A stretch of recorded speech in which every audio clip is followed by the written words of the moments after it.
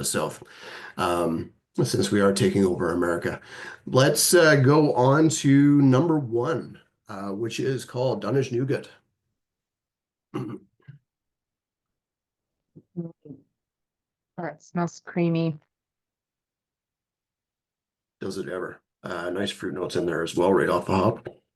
So DUNNAGE NOUGAT is from Refill Hogsheads and First Fill Barriques, distilled on the 12th of June, 1942 bottles, 50% alcohol.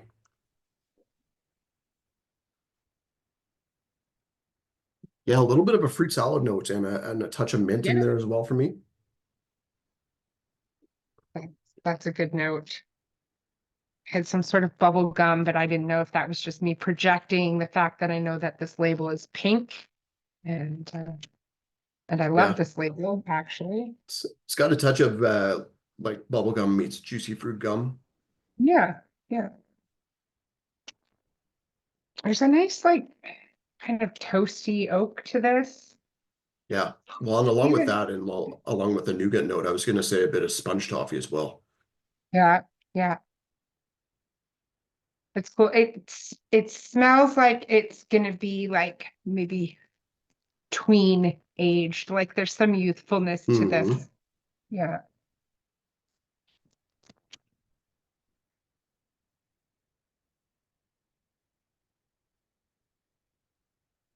50% alcohol goes down fairly easy for a starter.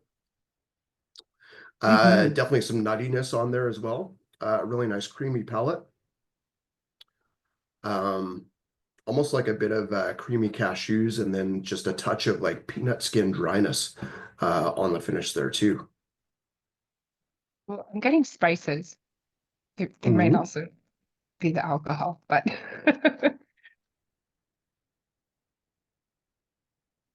Maybe a touch of salt. it is kind of salty. Yeah. Yeah. White pepper, Hmm. says Chris. Ooh, Mm. good call, Chris. Mm. Yeah, this is very nice. Yeah, I like the combination of like juicy up front, creamy on the middle of the tongue, and then going dry on the finish there. Mm. Yeah, you still get lots of that fruit there and almost like citrus coming out a little bit more in the second sip. Yeah, almost going into like a tapioca pudding or custard note uh, on there as well, with that creaminess and that just like soft sweetness that comes along with everything. That's a good starter. That's really nice. Yeah. Mhm. I'm going to refrain from adding water to that one just because it's at 50 already, and I'll maybe add water the second time around. Yeah.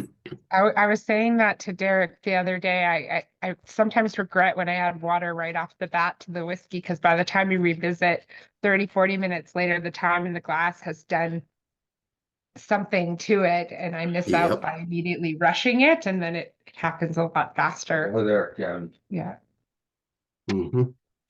Yeah, I already had to pour a little bit more. I usually try and do half pours all the way through on this kind of stuff, but um, it was just so enticing off the hop that I had to have another little sip. So I gotta go on to number two just so I don't drink it all right now.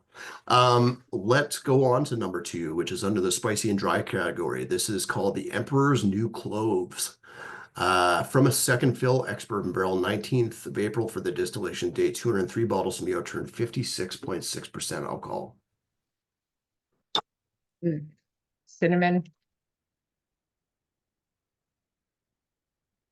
Yeah, a touch of orange oils in there as well for me right now. Oh, cool. Just a touch of like Pledge furniture polish in there too.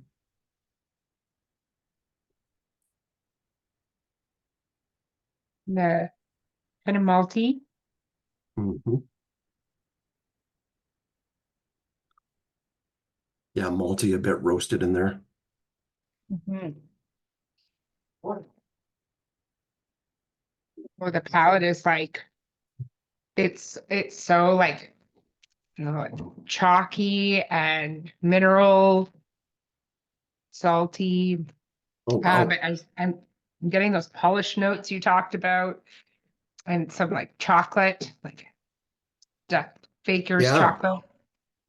it's it's interesting. Like whenever I see clove as a tasting note, um, I'm not usually a huge clove fan. Like I don't mind the furniture polish notes and stuff like that. Cloves can be kind of over the top sometimes on for the nose, but this one is like antique-y in a way, but uh like nicely soft at the same time, not overly aggressive.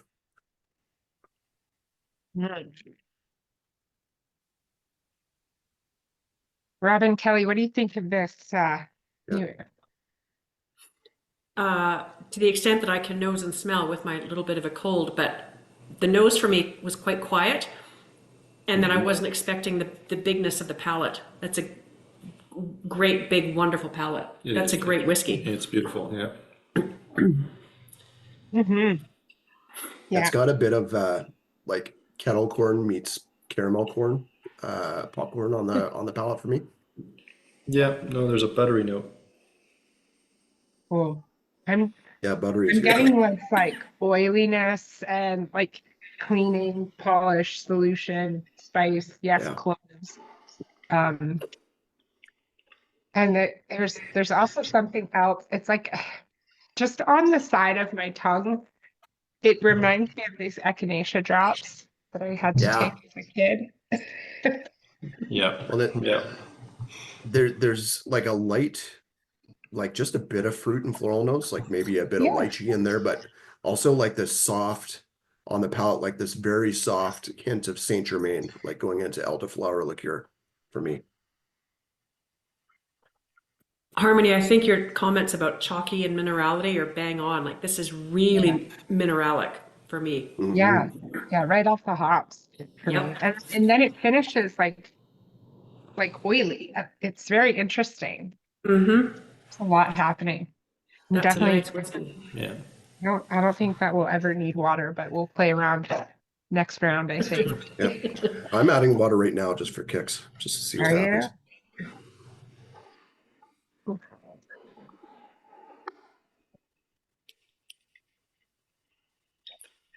Yeah, it gets a little bit more buttery with water on the nose. Just to confirm, we come back all around again and add water on Yeah. the second round. Okay. Yeah, great, thank you, Ian. I did not go through that again. And thank you for joining us, Ian, and thank you for that email. Thank you. Yeah.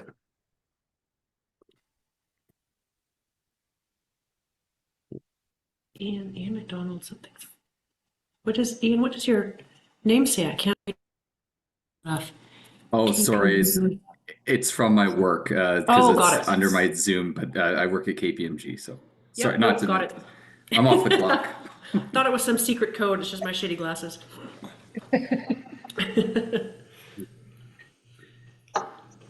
It definitely shows more fruit with water, I think. Yeah. And I it think it takes becomes the more. water pretty well. I think your popcorn note is I connect with that with water. Yeah, Mhm. very yummy. Yeah, I like that one a lot. Okay, on to number 3, which is called Supper Sipper. This is part of the series of 4 Winter Wonders line. It started its life in an ex-bourbon hogshead. It was finished, or its final cask was a first fill HTMC hogshead, which HTMC stands for heavy toast medium char, if I remember correctly. 4th of February for the distillation day, 264 bottles in the Outturn and 52% alcohol. This smells so good. It's got that sweet barley, like sweet bready note that I really like over baked bread. And then you just stuffed it in like a leather bag. It's to me, it's like you're entering the malting floor, and someone has, like, Gallagher got in there before you did, and he smashed a bunch of watermelons and honeydew melons in there. It's Cool. like grainy and fruity at the same time in a cool manner.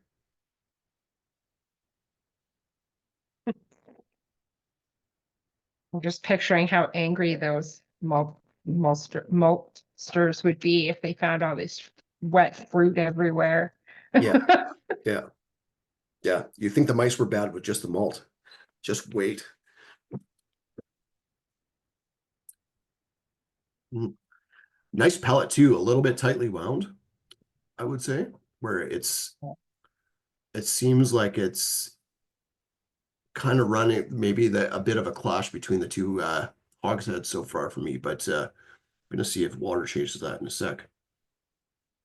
Might soften up a bit more with time in the glass as well.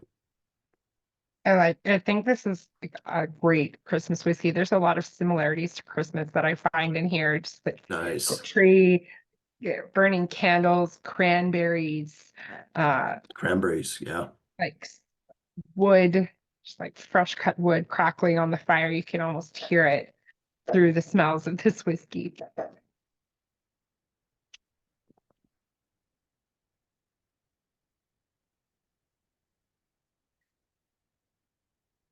I had somebody from the last Outturn that I was on. I think one of the tasting notes that came up was mincemeat pies, and I had put in, I've Yeah. never had mincemeat pie. I'm sorry, I don't know what that is. And so somebody gifted me a jar of their mom's recipe of mincemeat pie and said, we normally make this like in February and then eat it at Christmas, but it's November. I made it in November and I'm giving it to you now so you can still have it for Christmas. And I was like, yes, I can't wait to use this as a tasting note. But when Nice. I thought about, well, if mom usually waits a year, then I should probably wait a little bit longer. But I'm so ready to like whip out, you'll know when it happens because I'm like, it has mincemeat pie. There you go. Yeah, but I imagine what it tastes like from all of your tasting notes, and maybe a little of that Christmas note Yep. in here. Mhm. Yeah, mincemeat pie isn't it? That's a big time Andrew tasting note. Like he uses It that is. one quite a bit. I probably have a cereal or a candy equivalent that I use a lot. Oh yeah, Lucky Charms, That's right. Yeah, Flintstones, yeah. There's a Keystone direct vitamins. correlation. Yeah, yeah, yeah. No, There is that's a touch of great. mintiness on the nose here, where it's a little bit cooling, almost into like an evergreen note or wintergreen, pardon me. Jeremy says Strawberry strawberry nibs, nibs. nice call. Yeah, a little bit of cherries in there too.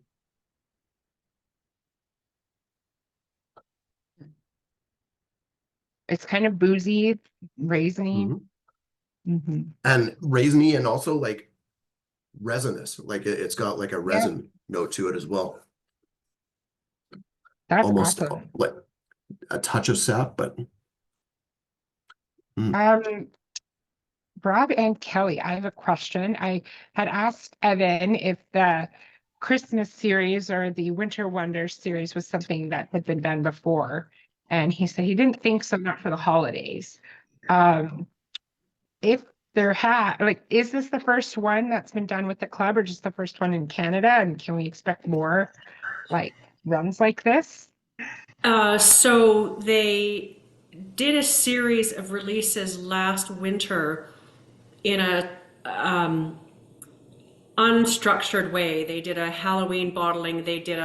It wasn't sort of promoted as a set like this, but there were a series of them, but there were more. There were maybe 6 or 7, and it trickled through probably to Valentine's and beyond, and it became a bit too much, I think. And so they decided to take the concept this year and just streamline it down to 4 bottles, sell them. In the UK, they sold them both ways, individually or as sets, and then made them available to the international branches as well. So, and then just made, as I said, made them only 4, sort of November, Halloween through Burns, which is what this 4th one is for Burns night on the 25th. Cool. I suspect they'll do it again next year. There will be more sort of collections coming. I don't want to go too far off tangent, but you'll remember the Vaults collections, which were the very high end in the box, rare, expensive bottlings. So they've discontinued those. There are still some in the markets. We've still got some. We haven't sold through them all. But to replace those will be something called the Creators Collection, which are old and rare whiskeys selected by the whiskey team at HQ and done under an umbrella theme. So the first set they released in the UK a month or two ago was the Peat set, and it was a collection of 4 bottles. Again, you could buy them as a set or individually, and they're all old and rare. We're getting sort of smatterings of them here because they will be very pricey. Okay. So they're continuing to look at these, to answer your question, they're continuing to look at these collections of bottles in different themes and at different times of year. I suspect we'll see again next year a winter series, sort of Halloween through Burns for 2025 as well. Yeah. Cool. I thought the Cool. series was really nicely put together, and I liked the theme. I mean, SMWS, like that's great. But I think you can't do the bottles all the time. You wanted to do something special, like you can do these Yeah. little themes, and I think that's really cool. Yeah. Very cool. Yeah. This one is quite nice as well. Mm-hmm. What is our next whiskey in our blend? Next up is Rhubarb and Fig Crumble. This is cast types are refill and new oak bourbon and HTMC chinkapin barrels. HTMC again is heavy toast medium char, and chinkapin is a specific type of oak. It's not Scottish oak, is it? Don't think Can't so. remember. No, I Yeah. think it's Eastern European. Yeah, that sounds about right. Well, I have a Yeah. note here from HQ. Chinkapin barrels come from a lesser spotted species of American white oak. Oh, okay. New white oak offers sweetness in the form of confectionery notes, but the wood type can also offer dark fruit flavors, in this case, rhubarb and fig. But some of those notes may be coming from the HTMC treatment as well. But anyway, yeah, chinkapin, so American white oak. And I think this is the first release we've ever had from chinkapin. Yep.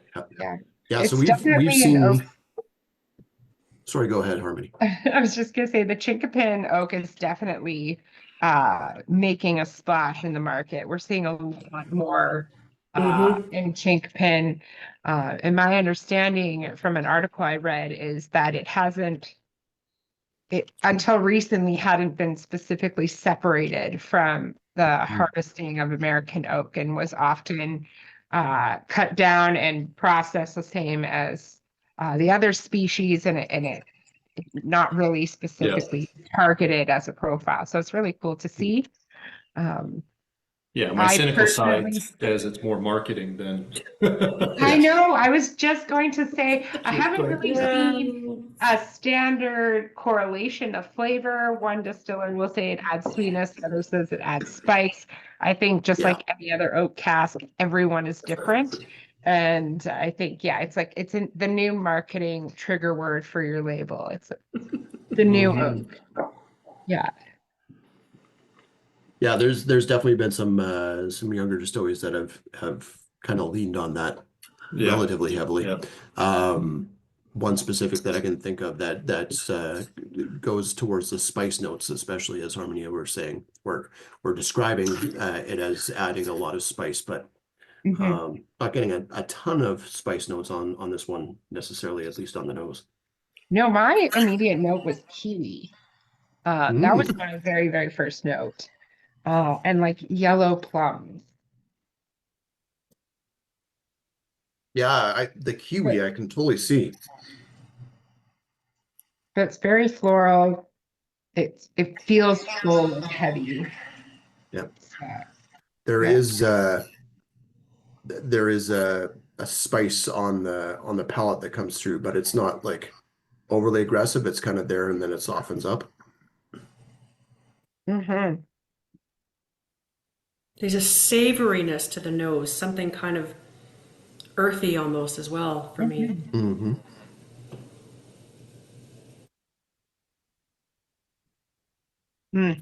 Yeah, Into the cherry. I can kind of, I think I know where you're going with that earthiness, because even on the palate, it has this Yeah. like heavily steeped tea, but it's more floral, steep potpourri with the wood bits and everything in it. Nice. It's very floral for me on the palate. But very oaky on the. Slightly drying. Yeah. Mhm. Yeah. Bit of a pepperiness. Almond skins. Yeah. Almost chewy on the finish there with the dryness. There's a nice like bit of like dark spice in there. I like I always Mhm. say dark chocolate, but I swear it's a beautiful flavor note for me that I love. So And there's a wood note in there too. mhm. A chinkapin Yeah, would know? I don't know. I mean, I'd have to eat a lot more chinkapin.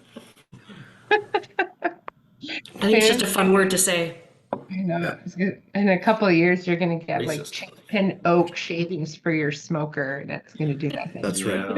Yeah. I've added a bit of water to mine just for kicks. Chris says for him, he's getting fruit cup juice and Thai chilies on the palate.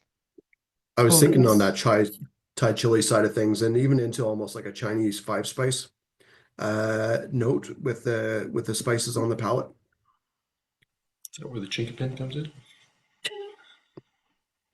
Shame We on might have to edit that out, Rob. Just bleep me. How is it with water? Not bad. There's almost like a slight Five Alive note that comes That's through. cool. Maybe that's leaning into like the kiwi and tropical and floral at the same time. Yeah. Yeah, I didn't mind it with water. I think I prefer it without, but it's water doesn't make it go disjointed at all. It still stays together really nicely. Let's go on to number 5. Number 5 is Scotland, Spain, United States, or Scotland, Spain, Southern Canada, as Chris said.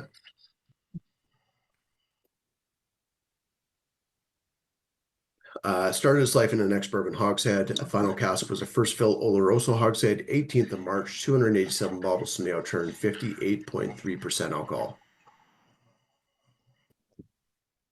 This has a great nose. Yeah.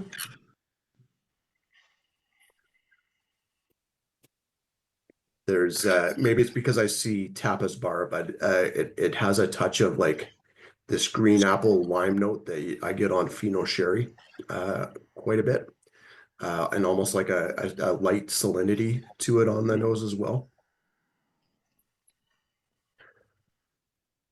Like cotton candy and Mhm. pink marshmallows.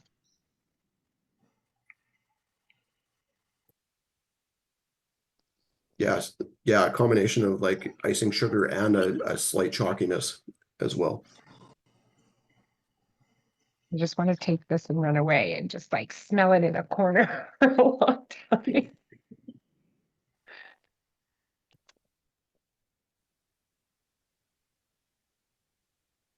Ooh, super interesting palette too. Almost going into like a really herbal Amaro, like this sweet and sour note plus this herbal note, like almost like a light bit of chartreuse in there even.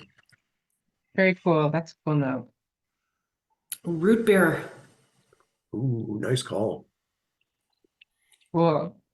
I was gonna say there's like just like a touch of ouzo on the finish. Ooh, Yeah, like a licoricey kind of thing going Kind on. of, yeah. Root beer, ginger beer. very nice. Ginger. Ginger beer, yeah. Yeah. Mm. I like its Panic. yeah. It's got more of that like toasty bread note in there. Very toasty and warm. This is lovely. It's interesting. It does, like, as the name kind of states with the different countries, it kind of goes in a lot of different directions all at once, but still it's not like a wild whiskey. Like it's still relatively well integrated, I would say. If the Spanish Oloroso was the finishing cask, why isn't it called Scotland, United States, Spain? It just doesn't roll off the tongue in the same way. That's true. This is way more clovey to me than the previous one that has cloves in the name. Yeah. Well, this one mentions clove. It does, but Yeah. it's really apparent to me, whereas it wasn't quite so much on the Emperor's New Cloves. Be Scotland, Spain, cloves. It's a great nose. Yeah, that's lovely. Can't wait to come back to that. Yeah, the nose is somehow tightly wound, but incredibly deep at the same time. Yeah. I need a bigger pour of this, I think, to really get to know it. I don't know why, but I feel like all my sample bottles were under poured on this one.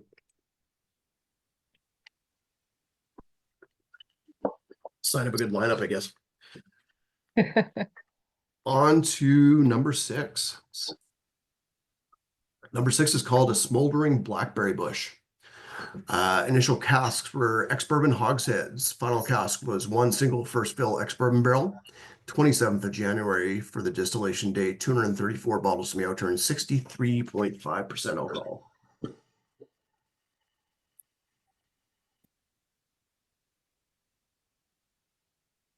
Oh, that's such a nice nose. I've been really looking forward to this one just based on the name, because a smoldering blackberry bush just conjures up very specific scents, and I've been really looking forward to this one. Yeah. It's like what Jesus drank on his day off in the mountain. Okay. I just think of burning bushes, and I said smoldering bush and then blueberries. Like, yeah, it takes you there. Moses. Yeah, it was Moses. Oh, God, that's good. Sweet peat, it does what it says on the tin. Totally. See, my Oh. first thought, I was like, I said Wow. sweet barley, and now it's sweet peat. Wow. Oh, I get a lot of violet and lavender on that, which is not the Yeah, it clue comes some out of on you the might think finish. it is. Yep. Or maybe it's heather or something, but I get like a purple flower. I can see, I get lilac, like lavender as well. Yeah. Oh, wow. Will Christie says we're going to need a clock on the background of these videos so we can measure the time jumps as it's edited. So Are you I do saying- the editing typically, Will, and I am super lazy. So I take a little bit of the intro off as everybody's joining in, and then I take a little bit off the end if needed.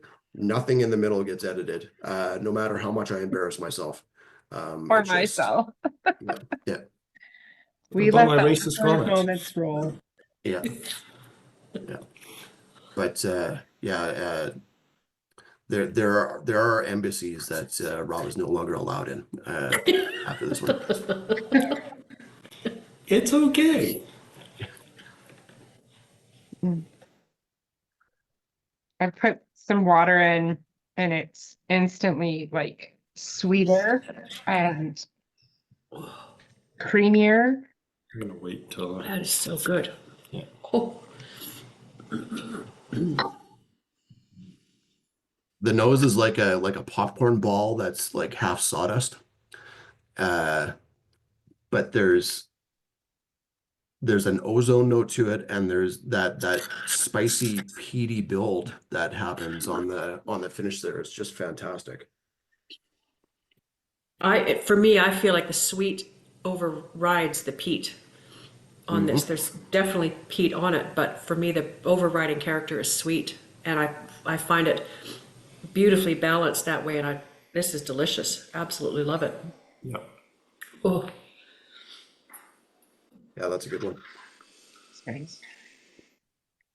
Well, we'll end there. That was very good. No, I'm just kidding. Yeah, could this get any better? Let's see. Number 7 is called Smuggler's Bacon. And with bacon in the name, it's probably going to be pretty good. Cask types are refill and second fill bourbon and PX hogsheads. 24th of October for the distillation date, 1,839 bottles from the Outturn, 58.4% alcohol.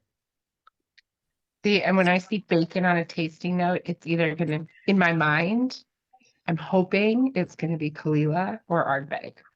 Mhm. Yeah.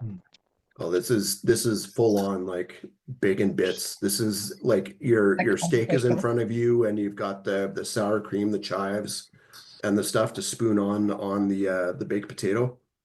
Mhm. And then somebody is standing next to you with a whiteboard and a fat black marker, and it's just drawing circles, waving that ink in the air for no other purpose but to introduce it to your dinner.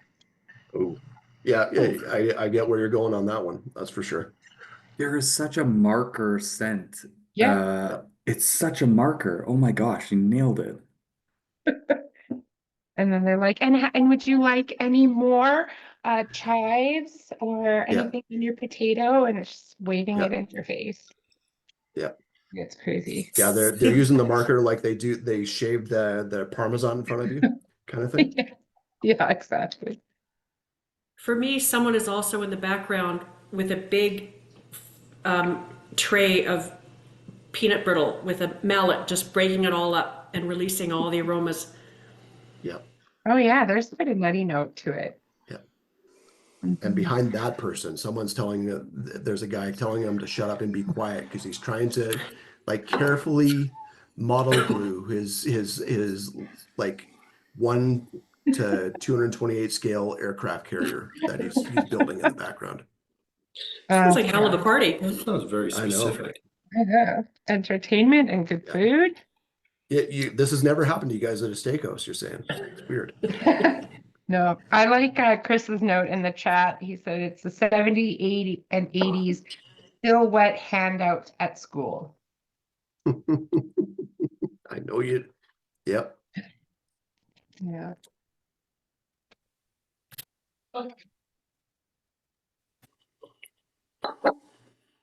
Yeah, Hmm. with I mean, as long as we're diving into school again, it's like the overhead projector has been on for too long, and it's kind of overheating. That's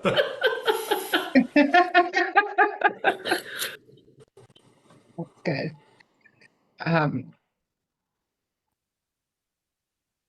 What It's a is good this whack of note? peat, there's no question, but I prefer the one before it, which was just a beautiful balance of sweet and peat. This one's a little bit more like ashy and it reminds me of like hot leather interior. I don't know. Never licked it, but it reminds me.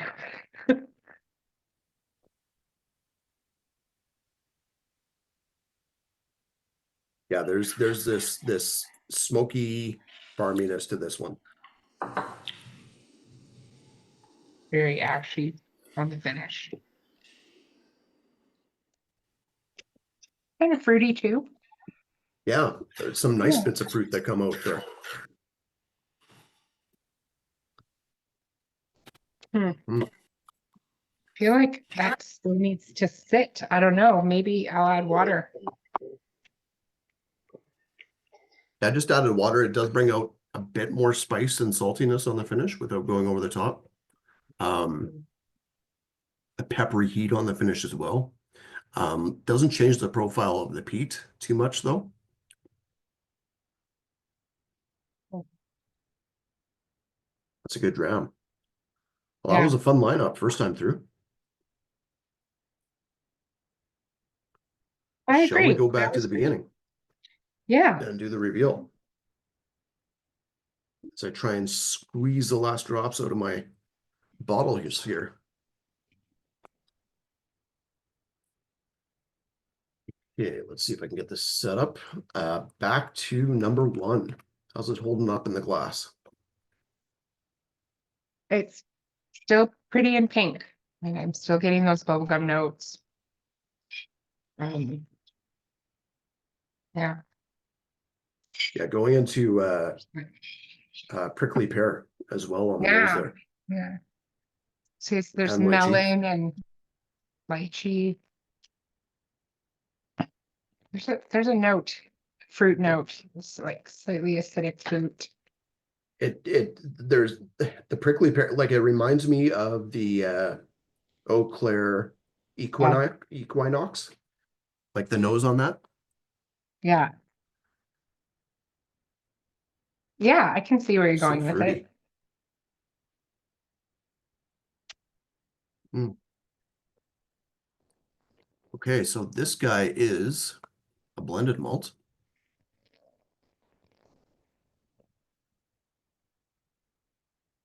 And this is Scotch Malt Whiskey Society's DUNNAGE NOUGAT. It is 9 years old. And pardon me, forgive me, I don't have a distillation date on here. But For the record, it's not a blended malt. It's a small batch single malt. oh yes, sorry, I'm just reading the bottle here. You're right. That's all right. So combination of, or there's some French oak in this as well. Price is $149.99 kilo price for this dram. And they don't say anything specifically about the distillery comes from for the single malt, right? Speyside is all we know. It says we selected wonderfully fruity Speyside single malt and then did their magic with all the various casks, but we don't know which Speyside distillery. There's and I'm sure I'm wrong, but there's stuff on the nose on this that just reminds me of two different distilleries. One is Manickmore, I was and just the other one thinking that. is the other one is Linkwood. Like it's got a bit more of the weight on the palate that Linkwood has for me, but I'm probably wrong. Either way, this is a great dram. Those are both good guesses. I immediately thought Manickmore if I had to put a name to it. Mm-hmm. I think they're both safe guesses only from the point of view of availability from the society. You know, they have lots of casks from those distilleries. So statistically, you may very well be right on those. Mm-hmm. Yeah. The difficulty with that is if I were this, and I could be wrong here, if I was the Scotch Malt Whiskey Society, I do these single malts where you don't have to, or you don't say the name or don't codify it with something where I had to purchase it as a mystery malt, like where I wasn't allowed to say what the distillery was. That's typically not Linkwood and Manickmore, but you never know. Right. And then Evan, for those who don't know, if we could just like talk about the name really quick, the Dunnage Nougat, for those who are possibly new to whiskey or just new to different types of terms used in whiskey production. What is Dunnage? Okay. Yeah, really good question. And it's honestly something that you don't.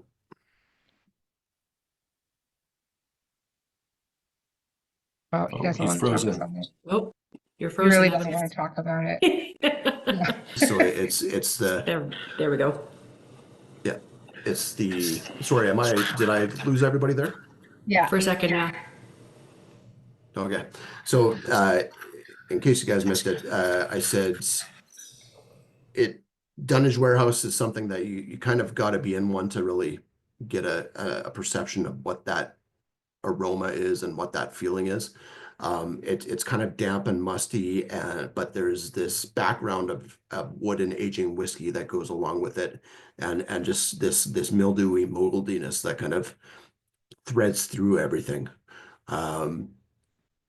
There's definitely been some very Dunnage heavy drams out there from the society and otherwise. I remember years ago really not enjoying mid-20s Glen Grants from the Scotch Malt Whiskey Society because I felt they were so Dunnage heavy that I felt it was almost like you were opening up your compost bin and taking a whiff of it. But that was likely just me, not everybody else. And there's been some mid-20s Glen Grants since that I've really enjoyed. So it probably was just this bit of time that I was going through. It was me, not the bottle, is what I'm trying to say. But so Dunnage it's kind of weird because it's kind of like terroir. is what you're talking about. It's just like a specific place in the warehouse.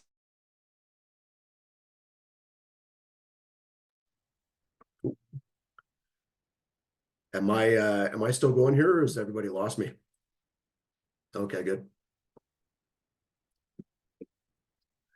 So earth and floor warehouse, and just that musty, mildewy note with aging whiskey on the nose in the background is what it comes down to.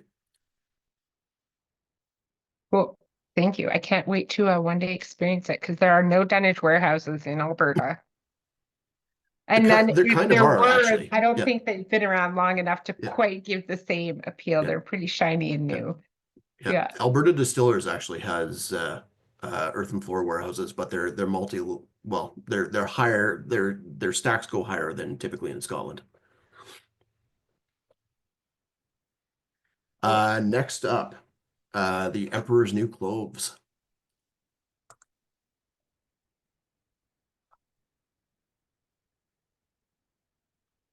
How's this one holding up? I It's think it's gotten doing really fruitier on the good. nose. Yeah. Yeah. More like white fruits, like pears and grapes even, strangely Yeah. enough. Galliano liqueur on the Oh, nose. the vanilla. Yeah. Yeah. Lots of vanilla there.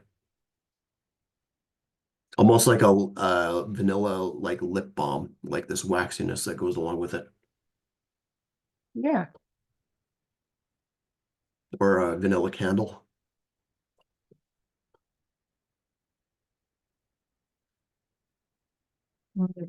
I like the palate. It still has that like chalky, salty, sweet thing going on. And it feels a little bit Yeah. more acidic, I think, than the first time, like grapefruit and grilled pineapple, but oily at the same time.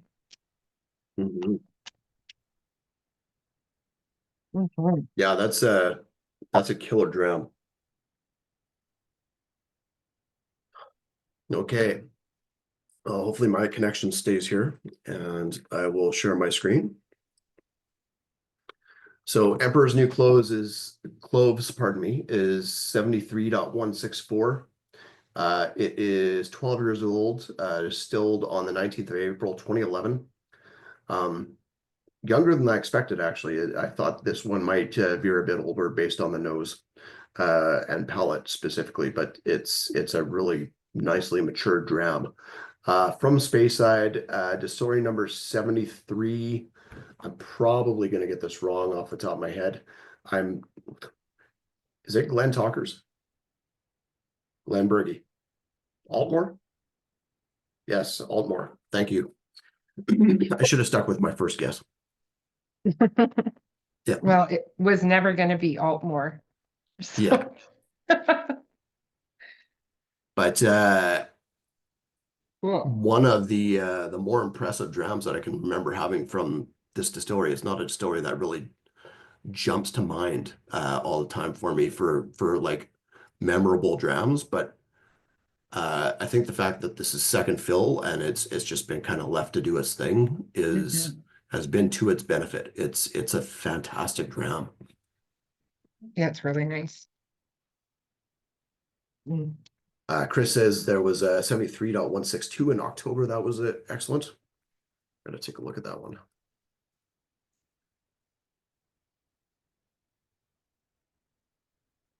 Yeah, I feel like that like chemical polish note has kind of tamed down. It's definitely still there.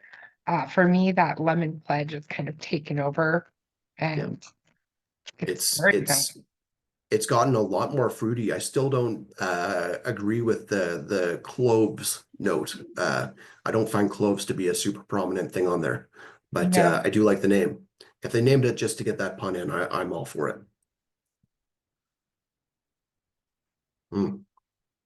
Second So round that is very Altmore- different from the first. Yeah, agreed, Ian.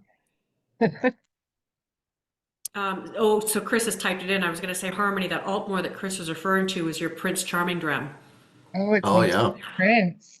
for our, they got to do the Disney tasting at some point. Well, I mean, this Mhm. name is quite Disney. I was waiting for the group to be the final word, but I guess that we'd have copyright issues. But yeah, no, this is Yeah. great. Harmony's SMWS Disney adjacent tasting. Yeah, that'd be awesome. Any Disney That would be a tasting, good one. adjacent tasting would be fun. Yeah, but what generation of Disney people am I looking That's at? right. Are we Well, doing Brave considering how and old I am, Frozen, or doing mermaids and I think Disney? a lot of it depends on when you were a child and also how old your kids are.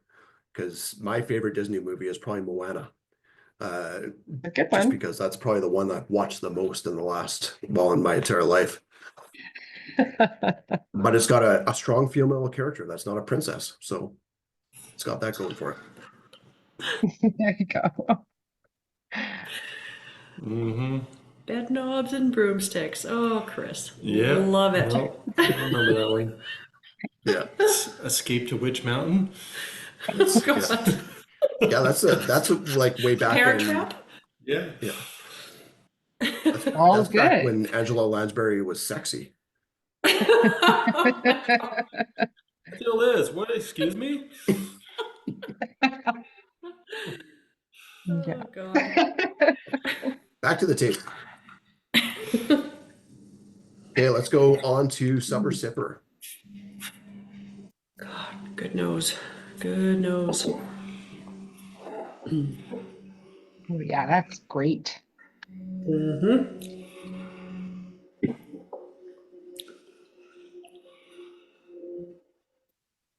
Yeah, that is a nice nose.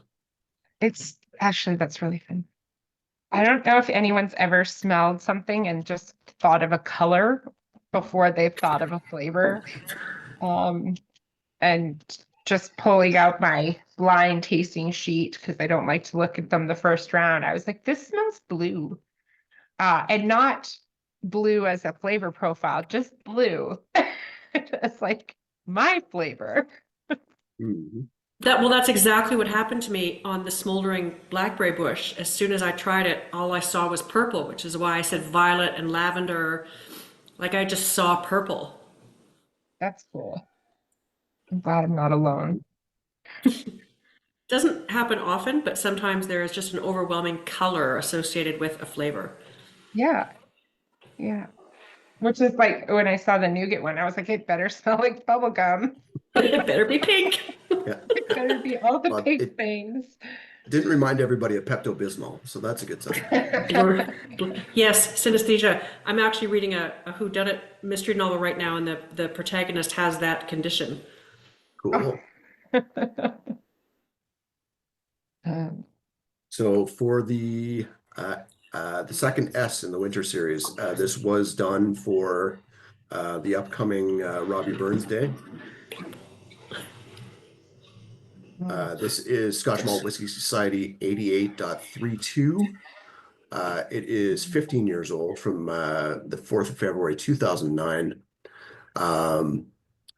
The only other bottle in the winter series that's still available is the 53.485, the supernaturally sweet smoke, which is that's the other S, isn't it? Mhm. In the yeah. in the lineup. Is the Halloween one. Yeah, Yeah. Which we It had to has get over been- here special. that's right. Just to get it here in time. And even then, I think it was in the November Yeah, upturn, and yeah. Halloween was over. So, I mean, what are you going to do? Yeah. Shipping sometimes is not your friend. So there we are. Mhm. But So what yeah, it's been region a and fun distillery series. is it? Sorry, Mm. Evan. I was just saying, what region and what distillery is 88? So that is Speyburn, I believe. So Speyburn Distillery is in the Highland, or sorry, in Speyside, kind of like really hidden in trees. They did just open up a visitor center, from what I understand, and I think are maybe going to reinvigorate their drum maltings at some point soon too. Could be wrong on that, but a distillery that does have a 10-year-old that's like quietly a pretty big seller I believe, especially in the US, if I recall correctly, and is also relatively inexpensive, 10-year-old wise.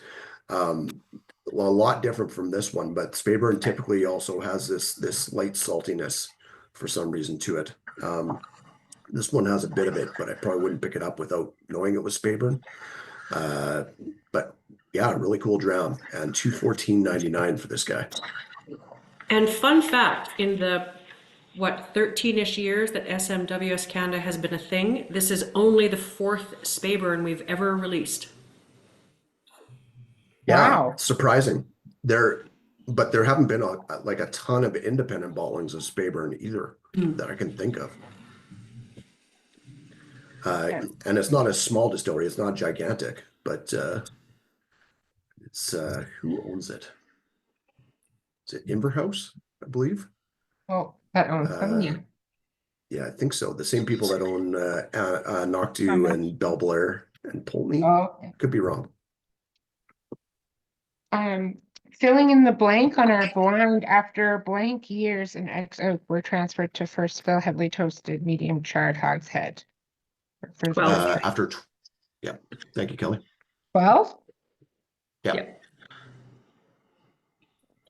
I'm gonna need to know these things later in the week.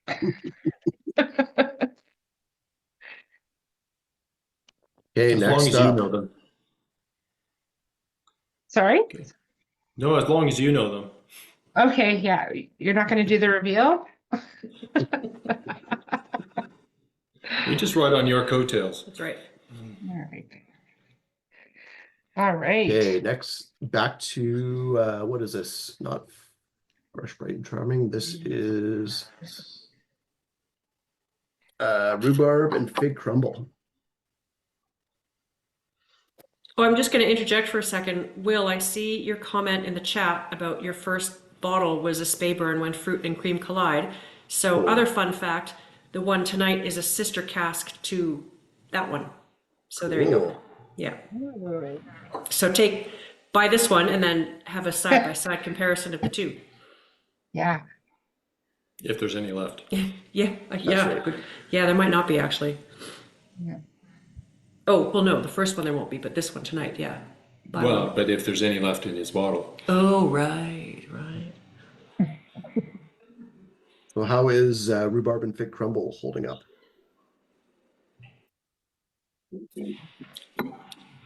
I get more rhubarb this time. Yeah. Yeah, it definitely reminds me of being a kid with the rhubarb, dipping it in sugar on the back porch.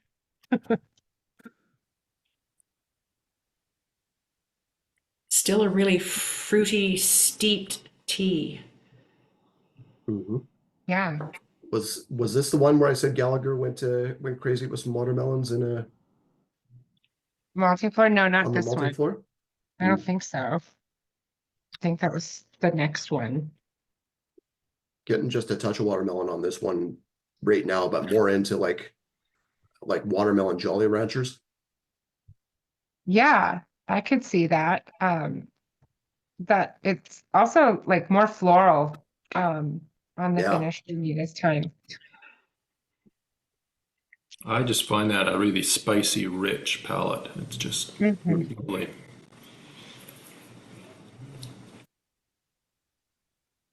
Okay, for the reveal. Rhubarb and Fig Crumble is a distillery number 55 rare release. This was bottled for the 2024 Highland Whiskey Festival. 8-year-old bottling of Royal Brackla from Royal Brackla Distillery. I think most of the Royal Bracklas we've seen recently have been more in the teens, if I remember correctly, but I could be wrong. 143.99 on this guy, and Great does it price say point for anything that. about the cask? This is a Giving Spirit bottle from the SMWS Canada, where the proceeds are going to First Book Canada. Cool. Rob and Kelly, how did you guys land on First Book Canada?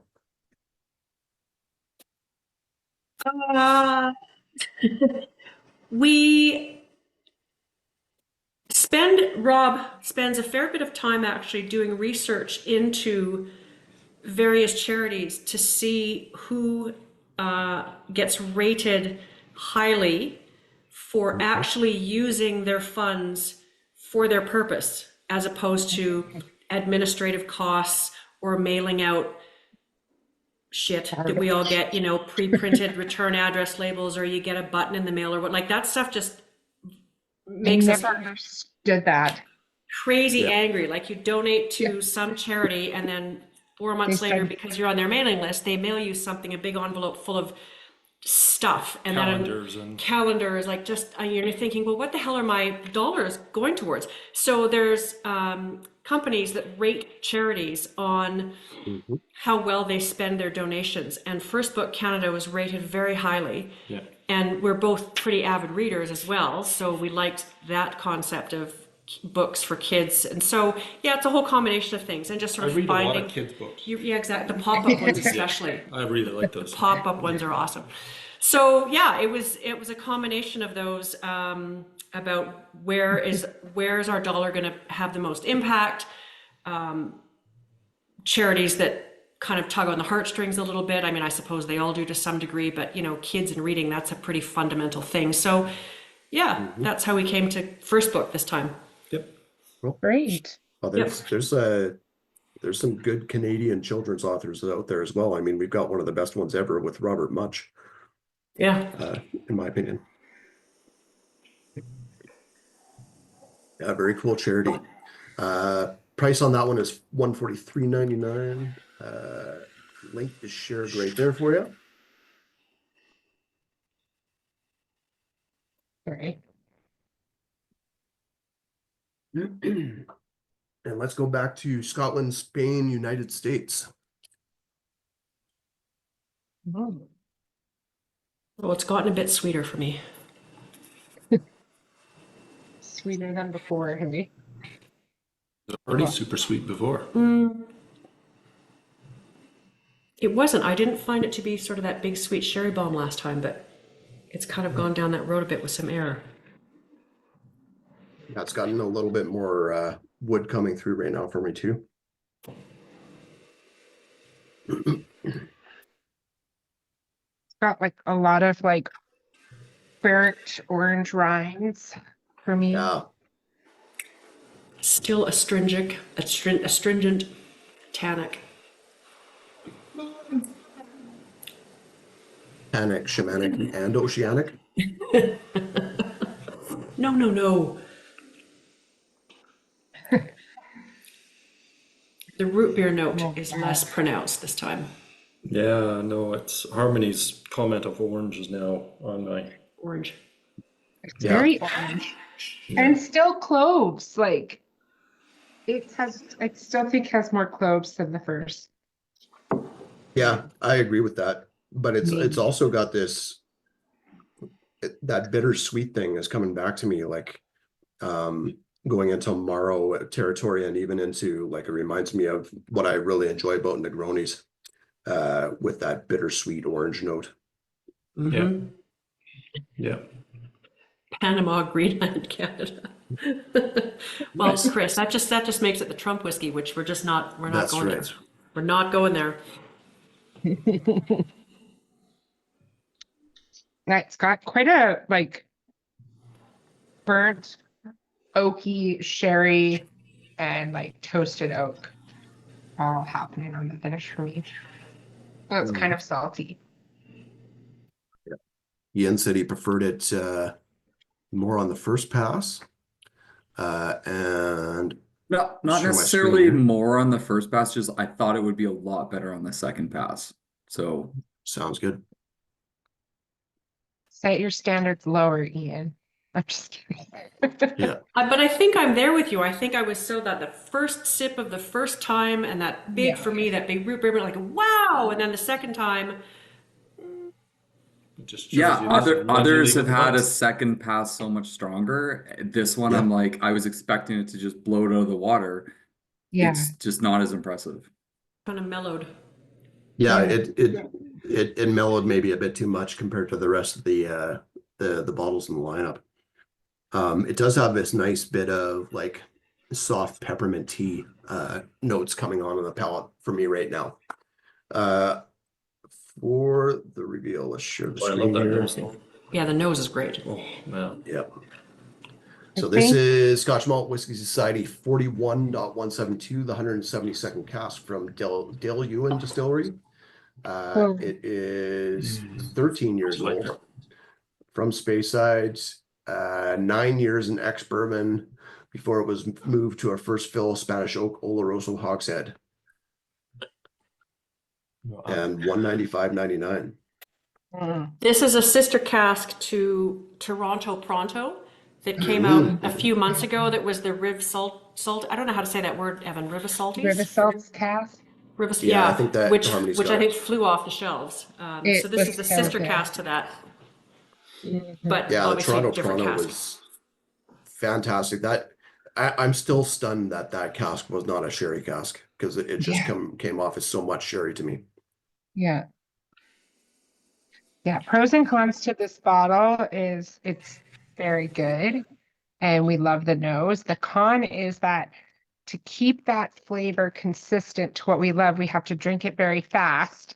And at Yeah. 50%, that's going to be very hard. Yep, that's right. But I mean, some whiskeys I think are made to sip and savor because they have that effect, that ever-changing thing, that magic that happens in the glass, and some just don't. You just gonna drink them and enjoy them and not, linger on it for too long. Yeah. Evan, can you explain? There's a question in the chat about why it's showing low stock already. Can you just explain about how you guys order things in and why it's Yeah. So low stock just means for what we have in stock, and that is not the entirety of the stock that is available to us. We bring things in because of our space and lack of it. 1 case at a time, or 1 6-pack at a time, for everything, not just Scotch Malt Whiskey Society bottles. So there are still bottles of this that we have that are available to us to bring in, and that we will bring in. It's just showing that we have low stock in the store right now. And low stock usually comes into play, I think, when it hits 3 bottles, if I remember correctly. I think So it it's was. I already thought showing Andrew low told me stock 2. Oh, it might be 2. Either way, if that's a 6-pack, you get 2/3 of the case gone, and it's showing low stock. Yeah, but there's more in the warehouse. Yeah. Harmony says panic, and what we're trying to say is you should just hammer that buy button right now. Yeah, I should have said panic buy. They're like, Yeah, that's right. Just buy now. Yeah. Start the car. On to number 6, going into peated territory, and I think this one might be a favorite of Kelly's. Yep. Drink your medicine. Is it still? Yeah. I have a feeling this one's going to hold up for a while. 63.5%, and it didn't read like that at all. Oh, that's. I did not notice that. I'm totally getting like blackberry, blueberry notes out of it now, which I didn't completely pick up on the first time. Oh, that's so good. I think it almost goes into agave and reposado tequila on the nose.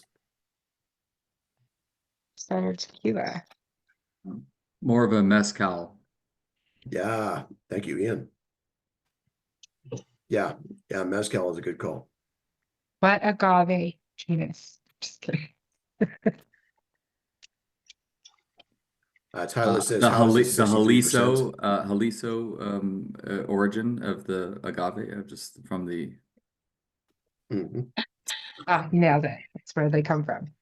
That's a place. That's lovely.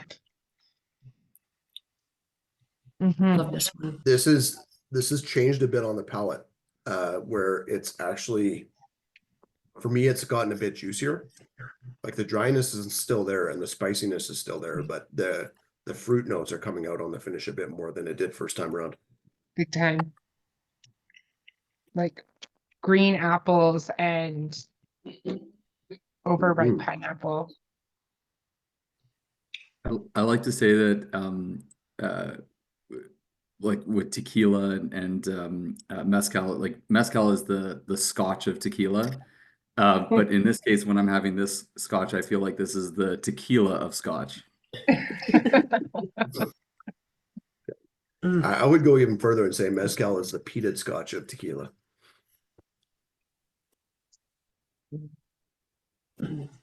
That is still my fave. It is so good. Yeah.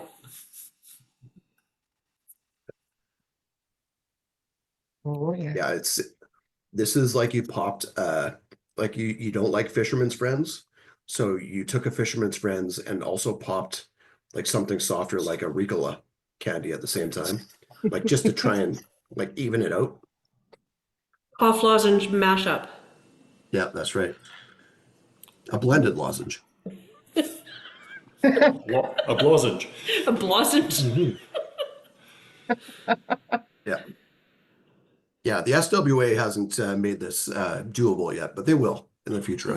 I've got Could you imagine, like, great faith. here's Yeah. your whiskey and now your hard candy lozenge. Enjoy together.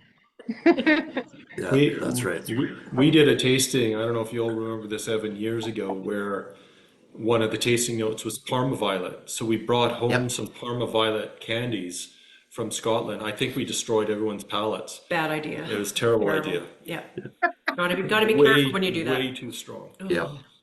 Yeah, Yeah, Parma Violets is there. yeah. Parma Violet I'm candies. tasting. Yeah. Sorry, Mike. Yeah, sorry about that. Yeah. So I wasn't at that Guilty. tasting, but Abby did bring some Parma Violets when she worked with us for me to try. And it was just after tasting Ardbeg, I think it was Dark Cove, and Ardbeg Dark Cove had some notes of that for me. But it is one of those weird, it's kind of like Thrills gum where you're like, oh, what is this? And then you'll like not be paying attention and you'll pop another candy in your mouth and you're like, oh, why did I do that? Like, oh, this is terrible. Yeah. One is definitely more than a Parma Oh, well, live and learn. Yeah. That's right. Back to a smoldering blackberry bush. So this is Scotch Malt Whiskey Society 4.373, the 371st cask of Highland Park from the SMWS.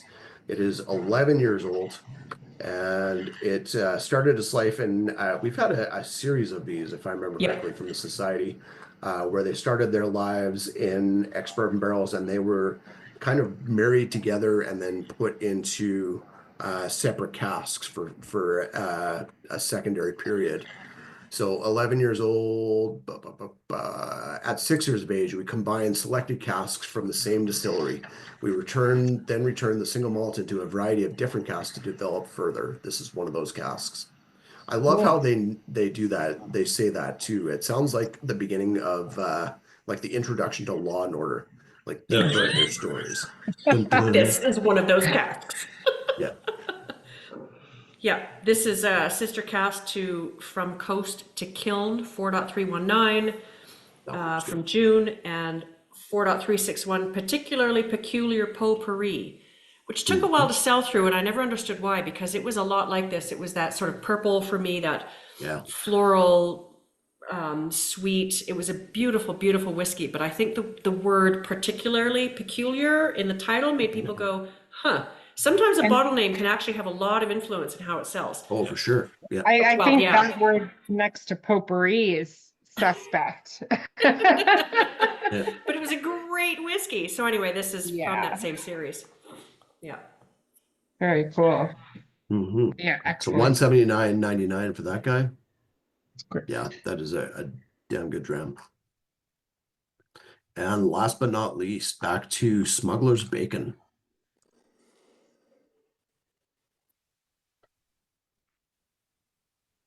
It's very like smoked meat, smoked briskets. Yeah, it's like you opened up your smoker and you dumped an ashtray on it.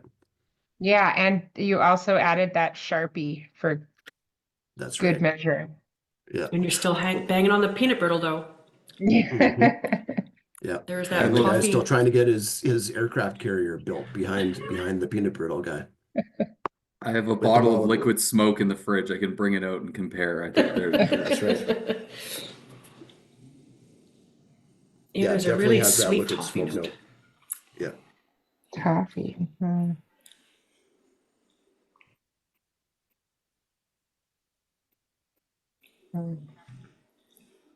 Hmm. Still, I mean, if you like a good hit of peat, that's solid. I think it's Solid, actually just the palate's bacon gotten peat. better. Yeah. Yeah, Mm. it's good. It's nice and fishy. Mhm. Oh yeah, it's definitely gotten more Maritime. seafood in it. Yeah, it's like going into squidding pasta God, on the no, palate don't now. do that. Yum.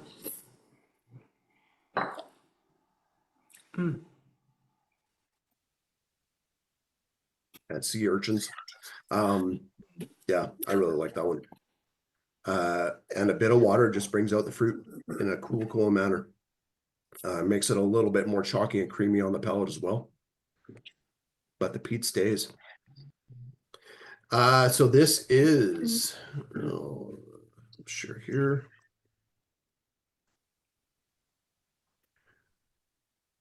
So this is a Distillery 10 rare release, Smuggler's Bacon. Distillery number 10 is Bunnahabhain Distillery. This was bottled for the 2024 Isla Whiskey Festival. 10-year-old small batch from Bunnahabhain Distillery.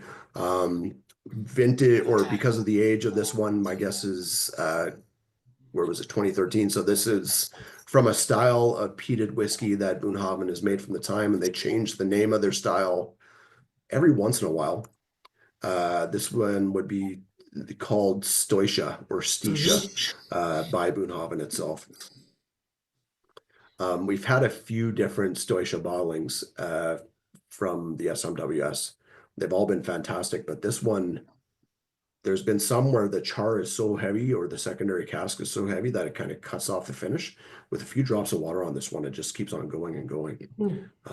I quite like this one. $209.99 for the bottle on this one. It's a sister cask to 10.264 from November, Bacon Butter Butt. Mm-hmm. There you go. Yep, that's Bunnahabhain's just making bacon right now.